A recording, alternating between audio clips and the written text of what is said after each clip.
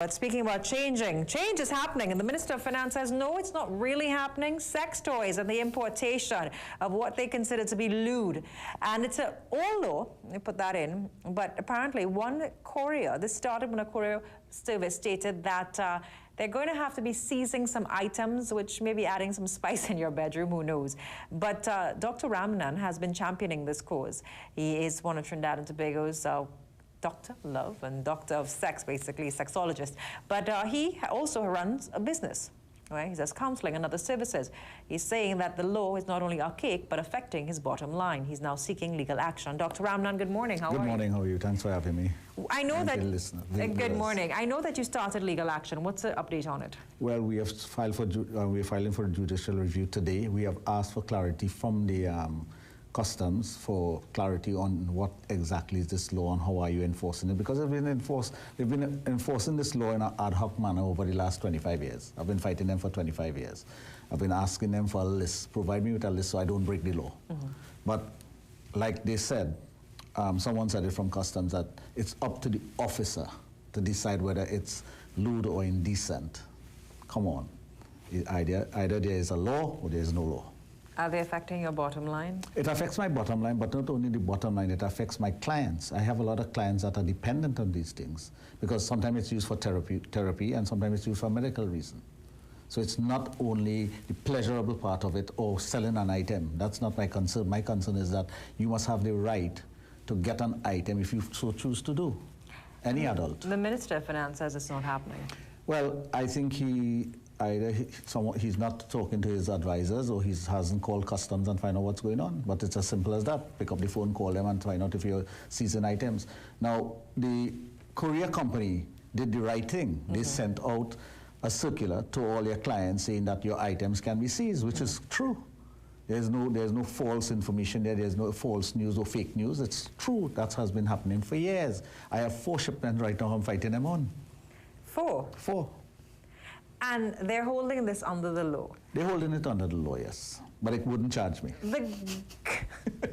Interesting. Very interesting. The government seems to not even want to touch this. Is it because it's still such a taboo topic to say, you know what, I spice my bedroom life up? What do you think is the hesitation to address? I think that's one of the reasons, but I think the main reason is that the tail is wagging the dog. Customs is doing whatever it wants, and there are no laws, no set laws to follow. So that's the problem. Of course, he has said it, and if you listen to what has been said, it's flip-flopping. You're not too sure what is being said. But well, he didn't know what an edible underwear was when asked in that press conference. And that has nothing to do with being a sex toy. You know, a lot of people don't understand because they look at this and just think it's a vicey thing, and, you know, why are we even having this discussion? It's not. That's it. That's what I'm telling you. First of all, it's your basic human right for sexual health. The World Health Organization has, they have declared that sexual health is an important part of human development. So we must understand that. There are individuals who have serious sexual dysfunction, or even those who are very private and don't want to get involved in a relationship. They must have a way of relieving their sexual tension. Using a toy is one of those things. Now, if you don't, let's say there are toys that are manufactured for this, but there are things that you can use. There are phallic objects that you can use. But, you know, I understand that the more realistic the object, that's what's going to be banned. No, I have had items that have nothing to do with sex taken away from me. Really? Yeah, things like ropes and whips and chains and those things, because it's being sold in a sex shop. Okay. But you can get ropes and whips and chains in a hardware store. That's also true. Well, right. So make up your mind. What are you hoping to achieve with this, Dr. Raj? I am hoping that at the end of the day, there's some clarity as to what people can do, and I'm fighting. This cause is not for Dr. Raj. This is for the entire nation. At the end of the day, there must be clear-cut rules and laws that we must follow. And one of the things I can guarantee you, that if there are clear-cut rules that I can follow, an item that is being sold now for $500, we could sell it for $250 less $1. I can guarantee that, because we have to cover our costs or our losses all the time. 20% of my shipment is lost every year. Because Customs, and how long have they been doing? Have they always 25 years, over 25 years, since 1984 I've been fighting this fight. And they refuse to touch it. How, I don't want to ask about your business, but you know, you're the face of the sex industry for some reason, yes. Trinidad, because maybe you're the one that comes out. But is it Is it a popular industry? Is it a vibrant industry? Very popular, very vibrant. I've taken it from being in the closet and under the carpet to making it very open. I've been doing this for years. I opened the first sex shop on Arapita Avenue. This is something that I am very passionate about. And I make sure my qualification justifies what I'm doing.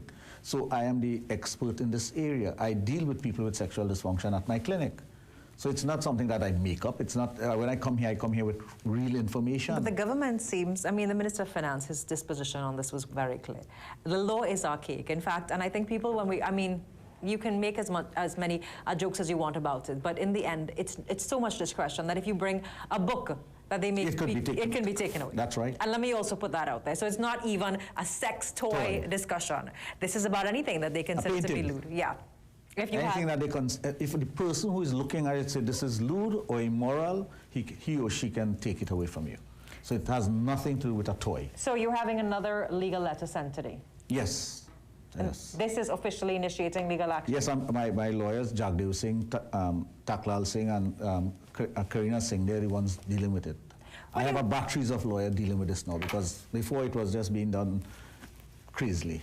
What do you want to say to the Minister of Finance this morning? Because this obviously falls under, and he basically said, what is edible underwear? That was his response. Well, educate yourself, that's all. Education is good.